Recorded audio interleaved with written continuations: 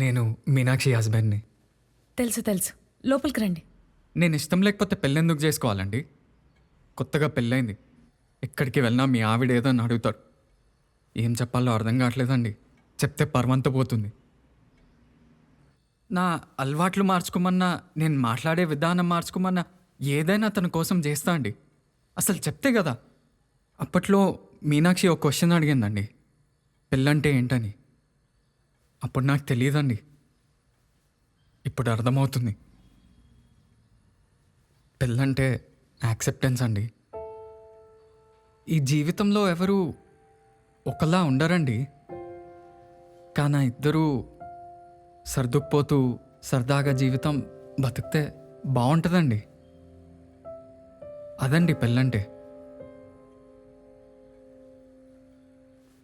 నన్ను వద్దని వెళ్ళిపోయినందుకు మీనాక్షి మీద కోపం లేదండి నాకు.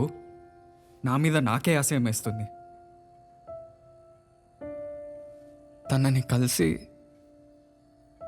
నేను తనని ఎంత ఇష్టపడ్డానో ఒక్కసారి చెప్పాలని ఉందండి.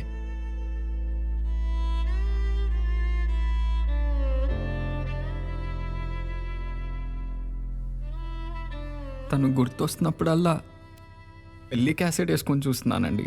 ఏడుస్తూ కూర్చున్నా. ఏదో ప్రేమ ఇష్టమని వెళ్ళిపోయింది.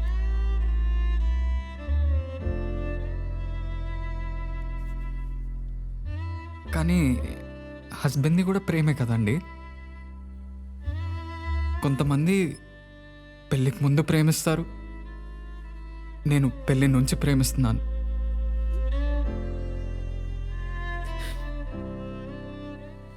ప్రేమించడం నిజమే అండి.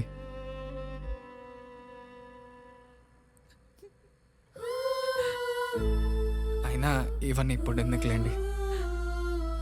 మీరు తన ఫ్రెండ్ కదా, కొద్దిగా ఎంక్వైరీ చేసి ఎక్కడుందో కనుక్కోండి ప్లీజ్.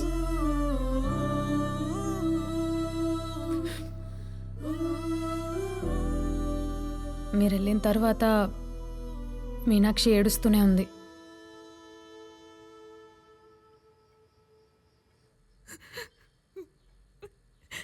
అనవసరంగా తన లైఫ్ స్పాయిల్ చేశానే.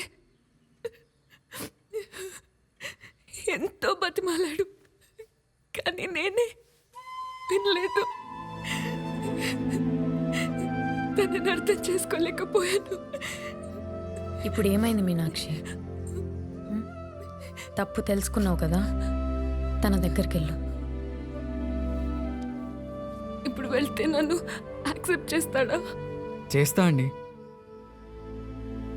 ఖచ్చితంగా చేసేవాడిని. తన కోసమే కదా ఇన్ని ఇబ్బందులు పడింది. మీరు యాక్సెప్ట్ చేస్తారని దానికి కూడా తెలుసండి. అందుకే ఆ నెక్స్ట్ డేనే మీ దగ్గరికి బయలుదేరింది. నిజంగా నా ఇంటికి వచ్చిందా?